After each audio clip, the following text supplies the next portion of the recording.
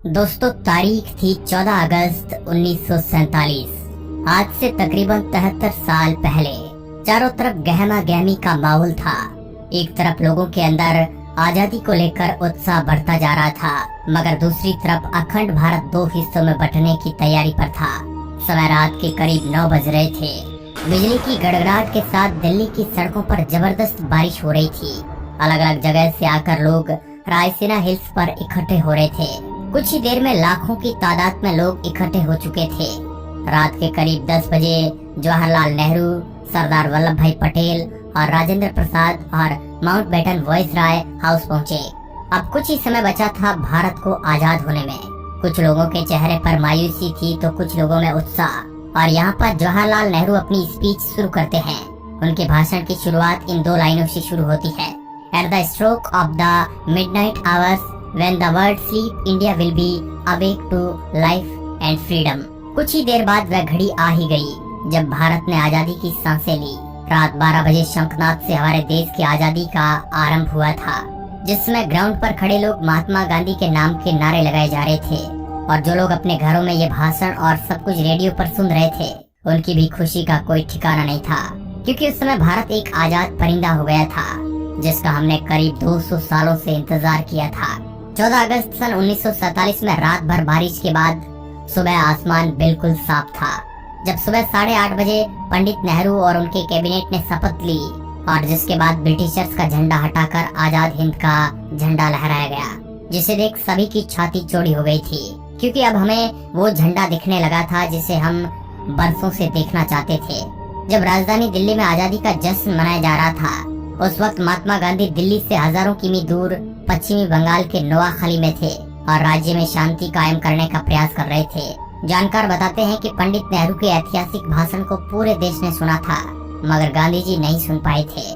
14 अगस्त 1947 की ऐसी रात जब लोग सोए तो गुलाम देश में थे, लेकिन अगली सुबह उनकी आजादी की सुबह थी। लेकिन जितनी खुशी हमें आजाद होने में थी, उतना ही गम अखंड भारत के टूट जाने में था, क्योंकि दोस्तों भारत ने अपना 3,46,737 किलोमीटर का एरिया पाकिस्तान के रूप में खो दिया।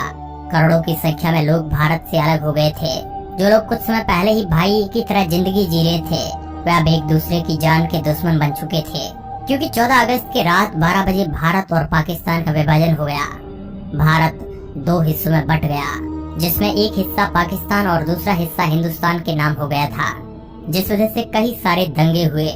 जो लोग खुद को पाकिस्तान में सुरक्षित महसूस समझते थे, वे वहां चले गए, और जो लोग भारत में सुरक्षित महसूस कर रहे थे, वे यहाँ पर आ गए।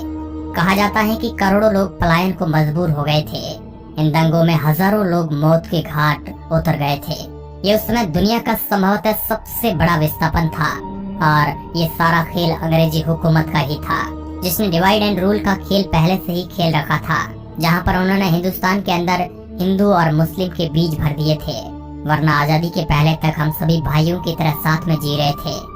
वो तो अंग्रेज ही थे जिन्होंने हमें हमारी जाति के आधार पर हमारा व्यक्तित्व याद दिलाया, जिसके बाद हम आपस में ही लड़ने लगे। और दोस्तों, हिंदुस्तान और पाकिस्तान के विभाजन की सबसे बड़ी वजह ये भी थी कि मोहम्मद अली जिन्ना देश के पहले प्रधानमंत्री बनना चाहते थे, लेकिन पंडित जवाहरलाल नेहरू को प्रधानमंत्री बनाने का वादा महात्मा गांधी पहले ही कर चुके थे, जिस वजह से मोहम्मद अली जिन्ना ने अपना अलग देश मांगा, और इसी वजह से ये सारा फसाद शुरू हुआ, जो 15 अगस्त सन 1947 में खत्म हुआ।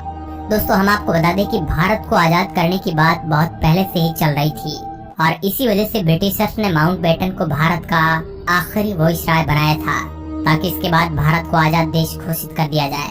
लेकिन भारत के हिंदू और मुसलमान भाई आपस में ही लड़ने में उतारू थे, और यही ब्रिटिशर्स चाहते भी थे, क्योंकि ये लड़ाई की चिंगारी उन्होंने ही लगाई थी, जो आग बनकर अब तक हमारे सीने में जल रही है। लेकिन दोस्तों, इससे भी ज्यादा अफसोस की बात यह है कि ब्रिटिशर्स ने हमारे साथ हर वो जुल्म किए, जो हम याद करें तो हमारी आंखों में आंसू आ जाते हैं। लेकिन फिर भी उन्हें बारातियों की तरह विदा किया गया। जहां 1500 ब्रिटिश सैनिकों की पहली टीम 17 अगस्त सन 1947 के दिन अपने देश लौटी, वही आखिरी टीम उसके 1 साल बाद 27 अगस्त 1948 के दिन निकली। और जब ब्रिटिशर्स के आखिरी सैनिक की टोली हमारा देश छोड़कर जा रही थी, तो उन्हें बैंड बाजे के साथ विदा किया गया, और उसी दिन सभी ब्रिटिशर्स का नाम हमारे देश के नक्शे से निकल गया।